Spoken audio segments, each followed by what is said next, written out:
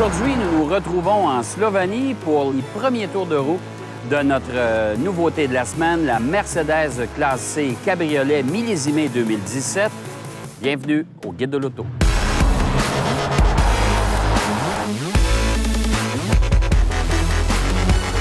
En voilà une de plus. Chez Mercedes-Benz, les cabriolets semblent avoir la cote.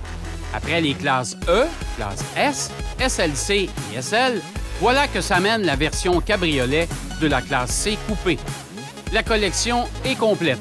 La classe C coupé vient à peine de prendre la route que nous voilà au volant de sa version décapotable. Vivement le beau travail des stylistes qui ont réussi à conserver la beauté relevée sur le coupé. Sans contredit, cette nouvelle addition au sein de la gamme va sûrement en séduire plus d'un.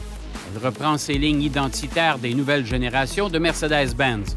Comme le coupé nouvellement rivé, elle porte une silhouette qui se dessine tout en douceur, avec ses lignes fluides et révélatrices. Même observation pour l'habitacle. La qualité d'exécution est irréprochable, tout comme les matériaux qui sont de haute qualité. Difficile de critiquer une voiture réalisée avec des concepteurs soucieux du détail. Mais je dois y mettre un bémol quant à la présentation du tableau de bord. La partie centrale de ce dernier me semble beaucoup trop imposante, à la limite envahissante. Devant la délicatesse de ses lignes, cette classe C pourrait présenter la même finesse dans le dessin de la planche de bord. Le toit souple se réfugie derrière la banquette arrière en moins de 20 secondes. Cette opération peut s'effectuer en roulant jusqu'à la vitesse de 50 km/h. C'est maintenant devenu la norme chez les constructeurs de cabriolets. Comme sur les autres modèles cabriolets de la marque, le système AirCap permet de diminuer passablement la turbulence à bord, particulièrement pour les passagers installés derrière. À son activation, un filet s'installe entre les deux appuis-têtes arrière tandis qu'un déflecteur se déploie au sommet du pare-brise. Pas très joli, mais tellement efficace. De plus, vous pouvez allonger l'utilisation du toit amovible grâce au système AirScarf, qui vous envoie de la chaleur directement derrière la tête. Les buses sont situées à la base des appuis-têtes au siège avant. De notre côté de l'Atlantique, 4 déclinaisons de cette classe C seront proposées.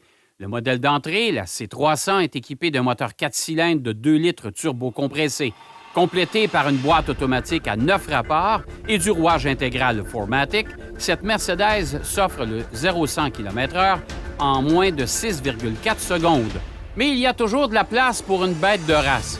C'est le cas de la C63 AMG et de la version S. Dans les deux cas, le rugissement du V8 biturbo de 4 litres se fait nettement entendre. La C63 porte plus de 469 chevaux, tandis que l'addition de la lettre S accorde plus de 503 chevaux au final.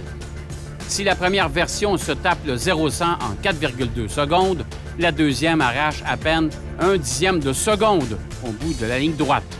Les accélérations sont plus qu'intéressantes, mais qui pourra vraiment savourer toute cette puissance? À l'usage, ces deux déclinaisons pourraient bien vous coûter votre permis de conduire et des milliers de dollars en contravention.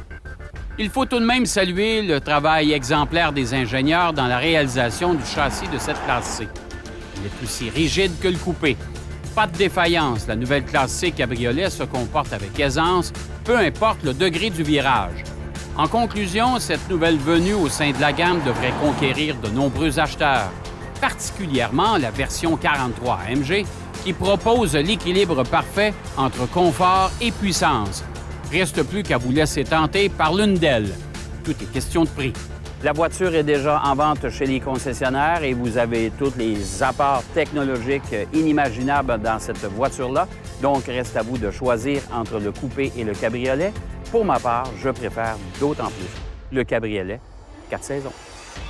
On vous amène dans le grand vent la semaine prochaine puisqu'on va essayer 2 beaux modèles Roadster, 2 belles petites décapotables quasi identiques, la Fiat 124 Spider et la Mazda MX-5.